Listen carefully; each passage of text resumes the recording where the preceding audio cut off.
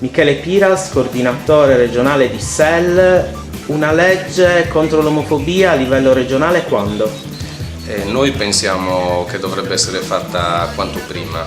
Su questo sicuramente ci impegneremo con le nostre rappresentanze che abbiamo in Consiglio regionale. Io credo che sia un fatto di mente, che sia un fatto di civiltà, perché è troppa la violenza che c'è in questa società, è troppa l'intolleranza e crediamo che vada fatta anche un'attività istituzionale che forzi un'inversione di tendenza anche su questo terreno dei diritti civili, del riconoscimento delle coppie di fatto e della battaglia sacrosanta contro l'omofobia e contro ogni forma di violenza.